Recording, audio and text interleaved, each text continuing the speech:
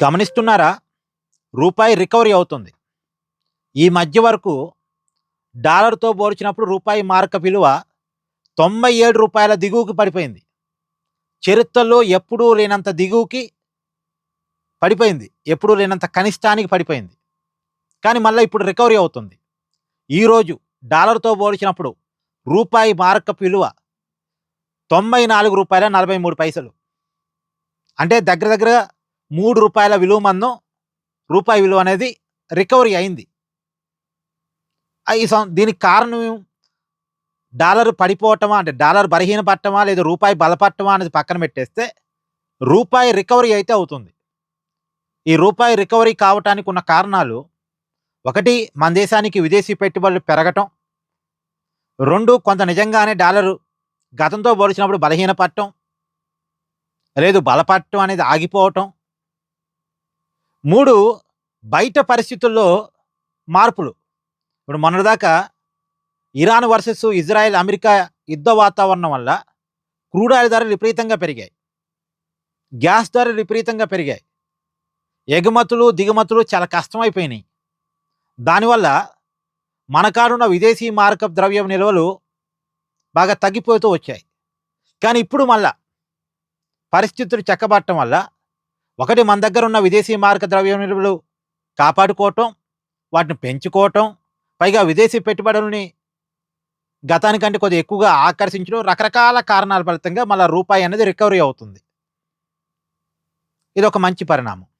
కాకపోతే ఇక్కడ ఆలోచించుకోవాల్సింది ఏంటంటే, మోడీ గారు 2014లో ప్రధానమంత్రి అయ్యే ముందు మనకు చెప్పిన మాట ఏంటంటే, రూపాయి విలువ, అంటే కాంగ్రెస్ అధికారంలో ఉన్నప్పుడు, యూపీఏ అధికారంలో ఉన్నప్పుడు అప్పటికే దారుణంగా డాలర్తో పోల్చినప్పుడు రూపాయి విలువ ఉంది. అప్పుడు రూ. 70 ఏమున్నట్టుంది, 60-70 మధ్యలో ఉన్నట్టుంది. దాన్నే పతనావస్థగా మోడీ గారు చూపిస్తూ రూపాయిని బలోపేతం చేస్తాను, రూపాయి విలువను బలోపేతం చేస్తాను అని చెప్పారు. రూపాయి విలువని బలోపేతం చేయడానికి చేయాల్సింది ఏంటి? స్వదేశీ ఉత్పత్తులను ప్రమోట్ చేయటం. మన కాడ, అంటే ఆల్రెడీ మోడీ గారి నినాదమే అది. మోడీ గారి నినాదమే మన దేశంలో ఉత్పత్తిని పెంచడం, మన దేశ ప్రజల అవసరాలకి మన దేశ ఉత్పత్తులు వాడేలా చేయటం, మన దేశ ఉత్పత్తుల్ని ప్రపంచమంతా మార్కెటింగ్ చేయటం. దానివల్ల బయట దేశాల మార్కం మన దగ్గరికి వస్తుంది, అంటే ఆ ద్రవ్యం మన దగ్గరికి వస్తుంది, బయట దేశాల కరెన్సీ మన దగ్గరికి వస్తుంది. ఎప్పుడైతే విదేశీ మారక ద్రవ్యం మన దగ్గర ఎక్కువగా స్టోర్ అవుద్దో ఆటోమేటిక్గా మన రూపాయి బలోపేతం అవుద్ది. అది మోడీ గారు చెప్పారు, కానీ ఆచరణలో అది జరగట్లేదు. రూపాయి పతనావస్థ అనేది మోడీ గారు అధికారంలోకి వచ్చిన తర్వాత 15 సంవత్సరాల తర్వాత కూడా ఈ స్థాయిలో జరుగుతుంది అంటే, ఇప్పటికీ మనం ఏదో రూపాయి కొద్ది గొప్ప రికవరీ అయితే ఆ సంతోషాన్ని పంచుకునే పరిస్థితిలో ఉన్నామంటే ఇది దారుణం. మోడీ గారు కూడా ఈ విషయంలో ఆలోచించుకోవాలి. ఒకవైపు ఏమో ప్రపంచంలో 4వ పెద్ద ఆర్థిక వ్యవస్థగా భారతదేశం ఎదిగింది అని చెప్తున్నారు మాటల్లో, కానీ ఆచరణలో చూసినప్పుడు రూపాయి విలువ పతనం దేన్ని సూచిస్తుంది?